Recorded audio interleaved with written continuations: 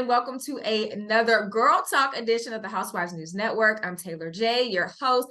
No commentaries, just the stories. Be sure to subscribe to this channel, like, comment, follow me on social media. You'll see that all at the bottom. But today we're having something of a Remedy podcast reunion that is like way overdue. My sis, Nikki C, Niccara Campbell, she is here with us today to talk all things Real Housewives of Atlanta, episode 8. So girl, let the people know who you are. Hey everyone, and hey Taylor, this is very much long overdue. Again, my name is Niccara Campbell, Politico by day, Bravo enthusiast always. Yes, always at the top. I podcast as well still with ... but make it books, where we are bookishly healing through life. But I'm always down to talk about Bravo because I am a Bravo stan. So I'm glad you brought me here. Yes, I'm glad you are here. So the episode we're talking about is called Roller Skates and Blind Dates, which is a very appropriate title, as we see with the roller skates. That's all about Drew, and she's finally filming her music video for Already Know. And it was cute. Kenya, she called it low budget. I don't know if I agreed with that though. I don't think it looked terrible. That's low budget. I mean, there's other videos we've seen. Like this is okay. And I mean, and the girls looked cute. I did like Kenya's little outfit. I think she was a lot brighter than everybody. I don't think anyone else probably caught the memo of, like, fun, bright colors. But I thought she looked cute. Kenya got to stand out. That's her thing. That is her thing. And then blind dates, Marlo, she goes out on a blind date, literally, with this man named Scott Lee, and they find out that they have in common that they've both been to jail. So I'm glad that she found somebody that she could connect with on that level. Oh my gosh. But what I do want to start with is just that this episode, I will say, has probably been one of my favorites so far, because it just kind of brought back that old like Housewives vibe of where it's not dark, it's not heavy. It was fun shade, it was fun moments. We had some emotional moments with Drew and her family. Then you have like Sheree and Kandi's little Kiki in the park, which ended in resolution. And then even Marlo's little date was cute too. So I'm just glad that we were able to kind of get all of that in one. But what have your thoughts been on the season so far? I'm not gonna lie, it's been pretty dark. I do think a lot has happened since the pandemic, so I feel like a lot of that is coming up. I want to really show empathy for Marlo a lot, and I know that's hard for people to like get, but I do have a very soft spot for Marlo. She does kind of go over the top, but I do think she gets a lot of blame. Like when the door was getting kicked, I was like, Sheree, you actually started the banging, and then you threw Marlo under the bus. And then she said when Kenya was on the phone, she was like, oh, it wasn't me. I didn't kick the door. Right. And I didn't really like that. I also don't like the fabrications that's been going on with Marlo being aggressive and bringing up her past, because it was 20 years ago. And being in a place like Atlanta or any like super metropolitan area, in us as Black people, we should not keep bringing up people's criminal past when they've already made amends and she paid her debt to society. I don't think that's fair. And that's not good. It happened 20 years ago. She made a mistake. She paid her debt to society. We can stop bringing this up. Yeah. And yeah, it just makes me sad. And it's like with Marlo, I don't know if she's still maybe trying to find her footing full time. Like, I don't necessarily know like what the transition would be like going from a friend to a full-time housewife, because when we saw her in the beginning, like it was a clip that was going around yesterday of her and Nene like meeting up for lunch. Yeah. And that's when like Marlo, I feel like she brought so much, like the fun. She did bring the shade. She even started up some iconic moments, like the who said that thing. Like she started that, So yeah. I don't know where the disconnect is coming now that she is full-time. Because it has been like very controversial, because this is her second season full-time, I believe, and it seems like a lot of people still aren't really with it. Yeah, I think it's also because during that time, she didn't have her nephews full time. She also wasn't trying to make like super amends with her mom and now she's like dealing with like all of that, and she is in therapy. I will say, when you're bringing up generational wounds and traumas and dealing with all that, I think it takes like everybody's growth is different, but I say for me personally, it took me like 2 years to just be even keel. And so maybe next season, if she does get another one, we will see like a change. I think we might.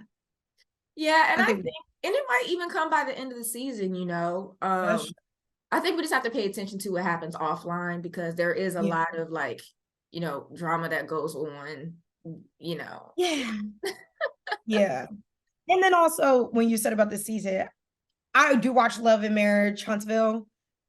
I was not expecting this pollination, but I really want better for Sheree.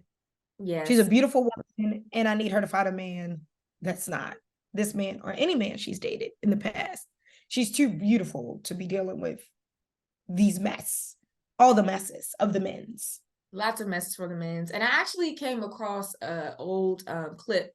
She and Bob were on Iyanla Fix My Life. My friend had sent it to me. Forgot about that. And he was basically saying, like, you know, and this was before Bob reappeared on the season, because, you know, he was like trying to act like he wanted to get her back. And he said something along the lines of like, I like that you are my he was like, I like that you're the mother of my kids, but I don't like you. Yeah. You know? He threatened like he was gonna choke her one time. Yeah. I'm And so it's sick just out like, of you. I'm like, yeah. And then you got Lyrone, and you know, but I'm glad that that's, you know, that's moved on. And it's interesting too, because we haven't heard anything else about Martell. So I don't know if you know, that was just for the moment to get people to watch and that's it. Or yeah. what. Nah, she shows up a little bit more on Love and Marriage Huntsville. But I also think because her and Carlos have that relationship, so that makes sense. Mm-hmm. So I'm like, oh, okay, you show up more there. I'm sure Bravo's like, I'm not really trying to uplift Carlos's show on this platform, which makes sense. Yeah. Well, Carlos is Which makes sense. uplifting the Real Housewives, because I know he's been caught up in some controversial thoughts and opinions lately about the episodes. Yeah. I mean, I think it's hard when you help start something and you have to let it go and just really focus on your own thing. And you do have relationships with these women that are deep because you are their producer. So you're like pretty much like their person. They call you when they're sad, when they're upset, like happy, all the things. And that's a lot of emotion to deal with someone's personal life. So I can see that. Yeah. See that. Well, speaking of like generational trauma, familial things, it seemed like the episode focused mainly around Drew, not just her music video, but also her sister coming back around. So she had shared that her sister used to be her manager for a point in time, but then her sister and Ralph kind of butted heads. And the sister had made claims that Ralph was manipulative and controlling. Ralph did not like that, and banned the sister from the house. So I believe she's her older sister. And so Drew was like so excited because her mom is coming to visit, her sister's coming to visit. So she and Ralph were talking about it. And Ralph is like, you know, your sister really hurt me. And I don't know if you're considering like how this would make me feel. Blase, blase, you know, all Drew wants is resolution, because it seems like she and her sister, you know, are very close. So when the sister comes, it's like really late at night. Production had wrapped, so I guess they had their own personal video of her arriving, and Ralph was upstairs asleep, like, you know, he didn't even get up for the arrival. But they did end up, it seemed like, mending fences at Drew's video shoot. Like when they first got there, you know, Ralph came and he was talking to everybody, and it was like cold shoulders. So I was like, dang, is this what we about to get? But it changed. So toward the end, her sister gets emotional. I guess that Drew's doing it. She's following her dreams. And then Ralph, he, you know, kind of extends the olive branch. He hugs her, and they have a little moment where they cry. Mom starts crying. Drew's like, why y'all crying? It was very nice. Yeah. What were your thoughts on that whole situation? Yeah. I always give pause when someone tries to separate you from your family, if that is not what you are ready to do just yet. And I do think that it's important that, sometimes you don't put your family in all of your business. Unfortunately, the nature of their beast is she used to live with them and she was her manager. So when she brought up her mental health, I was like, is it mental health of like managing you, or is it managing you with your husband? Mm-hmm. And I feel like we as women, we see that a lot, where women seem to give up a lot of pieces of their careers where their partners necessarily do not. And we just take it and swallow it in. Whereas men, they like really advocate when they're uncomfortable, regardless if that's helpful to the situation of their relationship and their partner's career.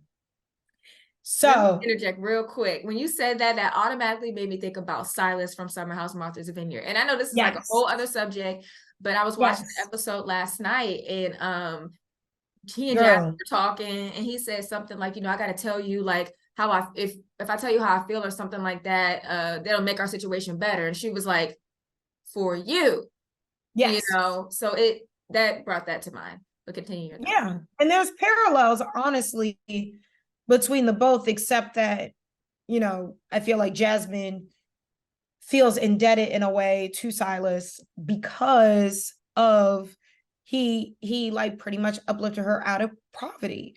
And so he's like, and then now, therefore, now in his mind, I think he's like, I owe you, when she's trying to show appreciation.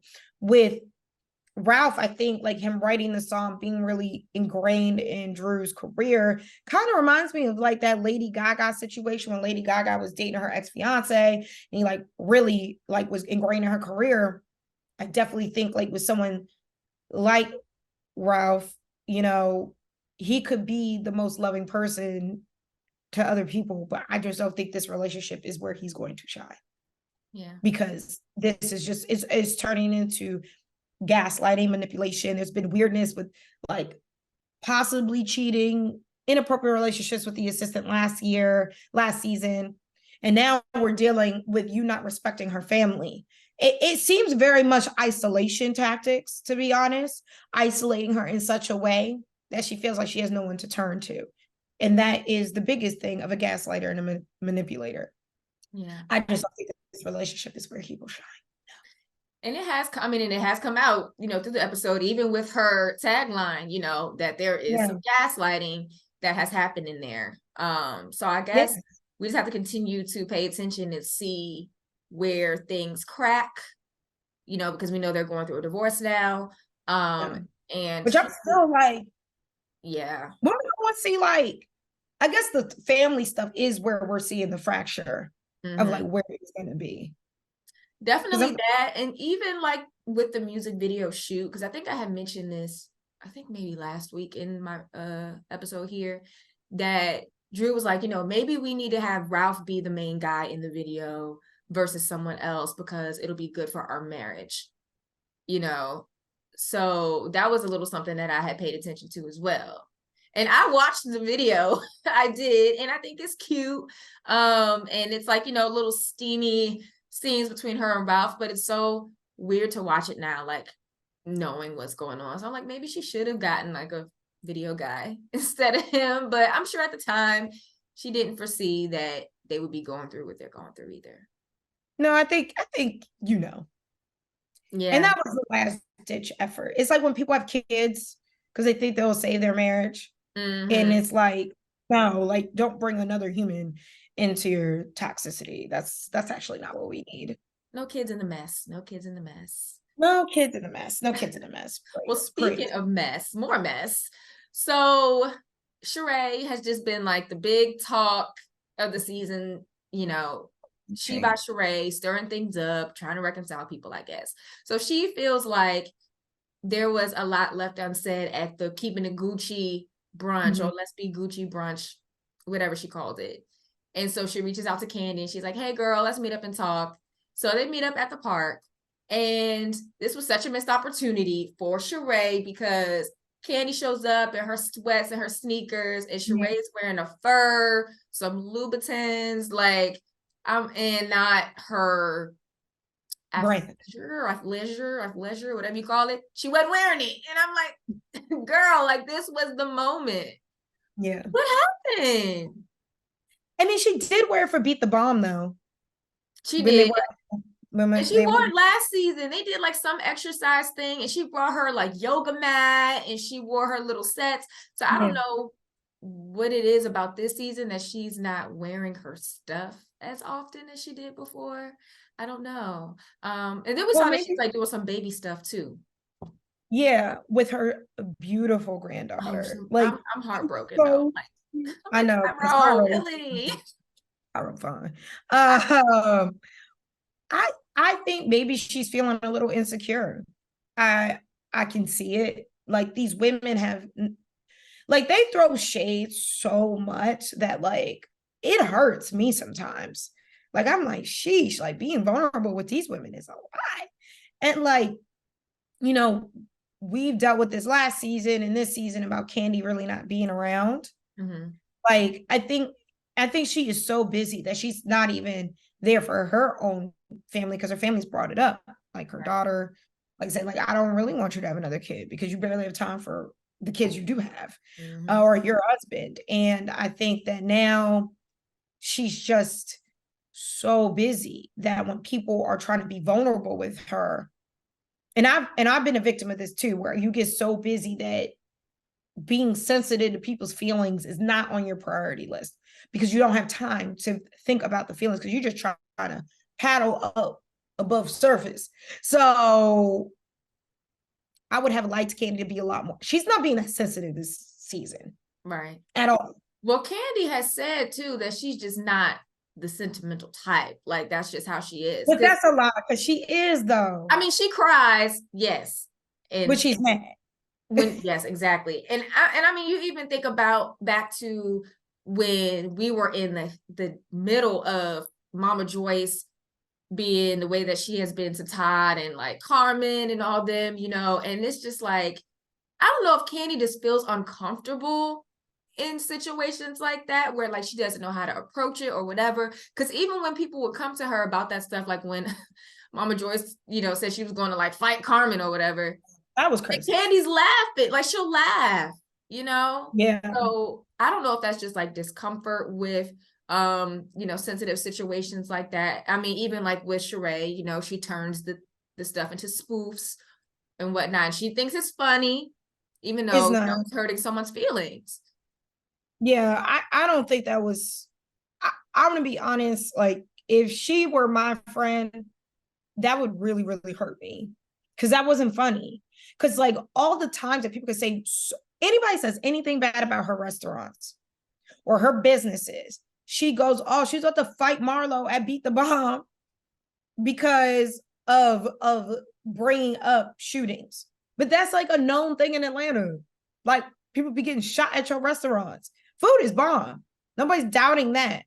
But it is like there, but that is just the nature of the beast with dealing with being in the public eye. But everybody could say stuff about you, but once somebody does, you ruining my business. But you gonna call that girl stuff she in? Come on, you knew what you were doing and it wasn't funny. And that's supposed to be somebody's friend. I don't know. I don't really like that for real. Yeah. And I will say, it seems as though here she did hear her out. She did apologize to her. So it's good that they were able to make resolution, but hopefully it doesn't continue. And I feel like it. it makes me wonder though if Kandi feels like at this point that she has something of like a superiority complex because she has so much going on, all these businesses, she's making all this money, she's been on the show now more longer than anyone. I think she's the only RHOA housewife to have stayed because I think she came on second season, so she's been there for like 14 years straight. She's never left. And she also has a really good relationship with the network, the spinoffs, and everything like that. So, I sometimes wonder, like, where does it come from that you feel that you can do that you can, make a parody of someone who's kind of Yeah. struggling in an area. Although she did say she offered Sheree help, and that's something else, that is kind of on Sheree at that point. But it's interesting. It really is.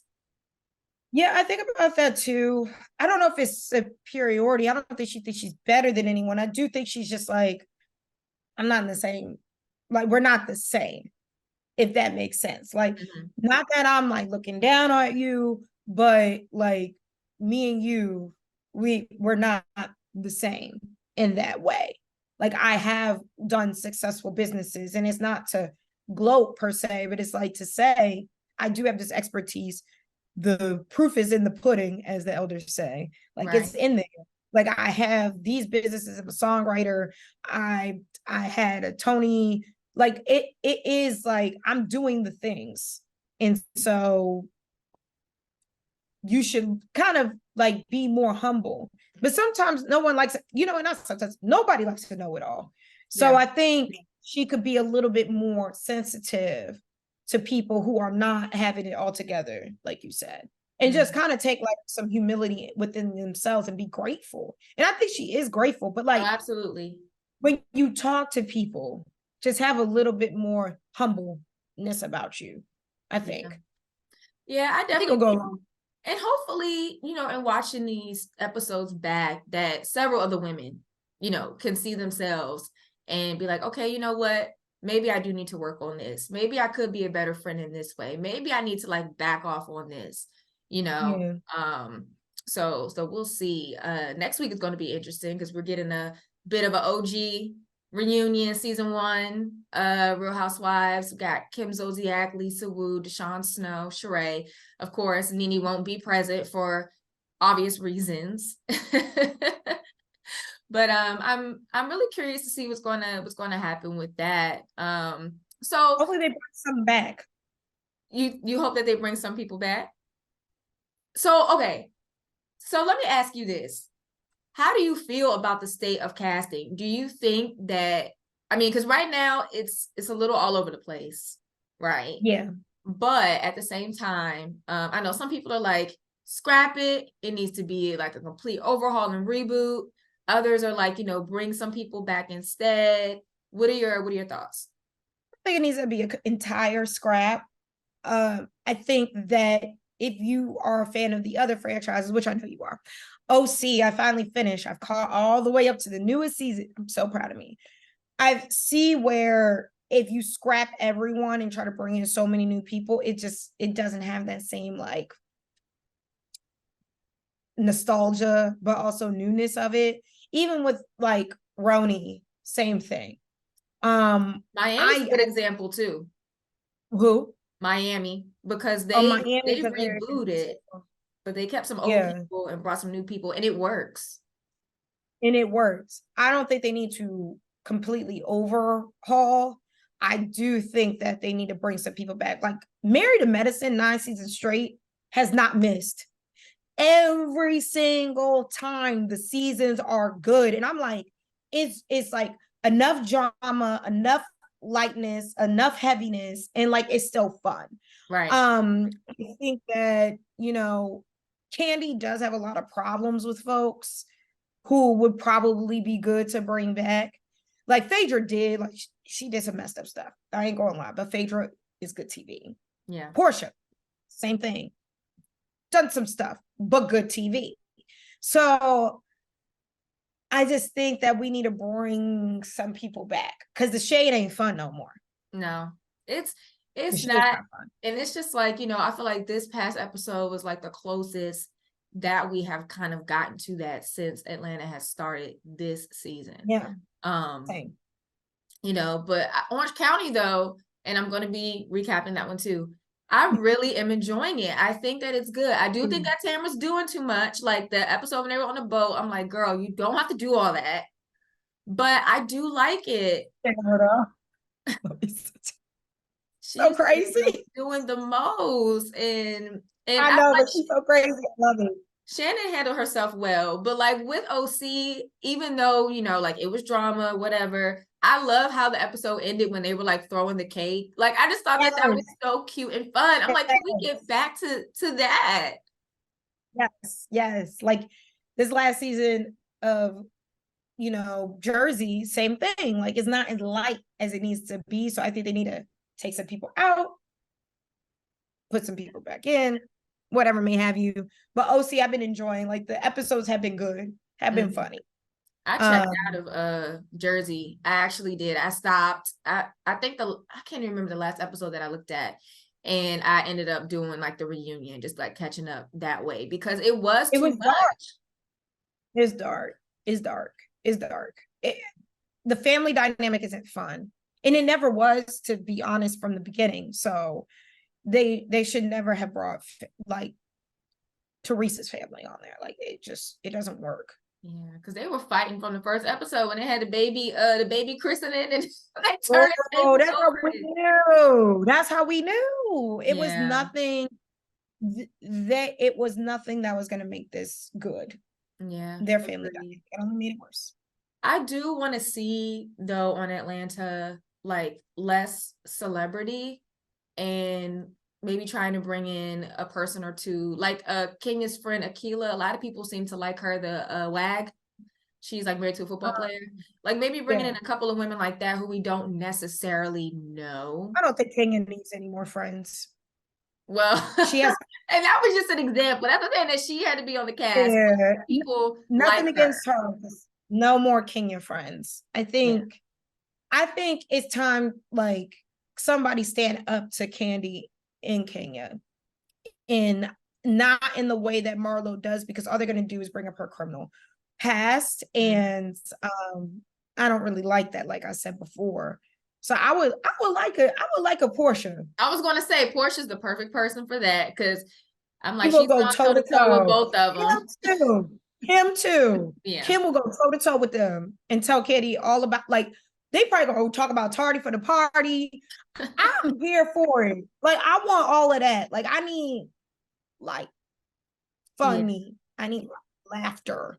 I haven't laughed yet. That's really. You know what? You're right.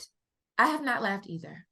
What I've laughed at are the edits that the producers have done. Like when they were showing Kandi and Sheree talking, and I guess Sheree was giving her excuses, and they were like making the scene spin with Kandi, like, you know, girl, like, what are you saying? Like, that made me laugh. But actual, like the previous oh, go ahead. I was gonna say the previous season of Potomac with Carrie, when they got the COVID shot, and they were like, oh yeah, that was chef, like that whole season was hilarious, because it was like tipping down the driveway. Yeah, I was like, this is hilarious. Like, I want to laugh. Yeah, that's what we need. And I'm hoping that with the new season of Potomac that, you know, we get that as well. Because I mean, last season, you know, with like the Mia and Wendy and all that, you know, it was a lot going on. But you know, that's our girl, those are our girls. That's our area. They have a special place in our hearts. So, you know, I'll always be 10 toes down for the cherry blossoms. But I'm hopeful that it's going to be a lighter season. And we also have seen, you know, Giselle sending her oldest off to college. You know, hopefully we get to see more of that side of her. Grace, she looks so beautiful. College with Heavenly's daughter. Yes, with Alora. I saw the picture. I'm like, can you imagine a crossover with them? That would be, well, they kind of did it, because remember, I think it was COVID season and the doctors were down in Atlanta, or were they? No, they were in DC. And Robin, for the march for the Black Lives Matter. Yes, march, and Robin and Giselle had dinner with them. So we've seen that happen before. Yeah, we have. It'll be cute. I'm enjoying it. Yeah, I'm a little pissed that Robin's coming back, but it's fine. And that's another conversation for another day. Yeah. I'm gonna give her and Juan a little shout out though, because they are fellow Terps like we are. So true. We're gonna give them a pass on that one thing. I was actually a virtual audience member on Watch What Happens Live last season when they were on there, and I got to like put that in there. I'm like, hey girl, I'm a Terp. You were probably like, what? She heard me. She responded. It was cute. She knew what it was. She knew what it was. I'm talking about everybody else. Oh yeah. They need to know. It's fine. It's fine. But yeah, I mean, I guess we're probably close to halfway through the Housewives of Atlanta season. They haven't gone on their big cast trip yet, so there's still a lot to see. And you can't really tell like where things are going. And I think that's kind of like a good thing. You know, kind of has us on the edge of our seats. Yes, because I'm gonna be honest, I'm ready for Married to Medicine. I know. It's gonna be interesting seeing Dr. G Phaedra. and Yes, and Phaedra Phaedra with Quad. with Quad. For some reason, I feel like Phaedra and Quad ain't gonna get along. Well, you Oh, know what? They were on Atlanta once, Dr. G and Quad, because yeah. Phaedra went to Dr. G for like marriage advice or something like that. So like I've seen they've like interacted a little bit there, but that's been so long I ago. think they're so similar that they would either really hate each other or really love each other. No in between. I can see that. And Miss, Quad is just so theatrical. Miss Gua, Miss Gua. I mean, shout out Yeah. to Mariah though, because Mariah's still making money off the girls. I miss her. Me I miss too. Mariah. I miss Mariah a lot. She was funny. She was like, "Oh, we can talk about David." Do I need to bring the receipts, baby girl? Do you need me to bring the receipts, baby girl? Oh man, I like Mariah a lot, and I'm like, I'm here for it. Yes, I am Yeah, too. but she's still making money off the girls, so I can't be mad. Got that EP credit, okay. She can live her what she call it, Black Adeshi life with her Like there she like, yes, with her man, her man who rides 10 toes down for her, and we love that. I love it. I love it. Well, I love you. Thank you so much for being on with me today. It was so much fun, like the good old days. Like the good old days. So again, just like let people know where they can find you, especially your books podcast. I know that is like your thing right now. Yes. So you guys can find me at Niccara Campbell on Instagram and also at ... but make it books, but it's just but make it books without the ellipses. And we'll have an announcement soon in October. We're gonna have something coming very, very good in Baltimore. So it'll be really exciting. So I can't wait to share with everyone. So excited for you. And I have to do this publicly. Congratulations are in order for you as well, because my sis is getting married. Woo, look at that ring. Love it. He did good. He did good. Turp love, black turp love, all the things. You love to see it. So exciting times, exciting things are in order. So thank you all again for watching this special Girl Talk edition of the Housewives News Network. Don't forget to comment, like, subscribe. What did you think of the episode? And then what did you think about some other things that we talked about? We talked about Summer House, Martha's Vineyard, OC, just the whole Bravo universe. Let us know, and we'll see you next time. Bye.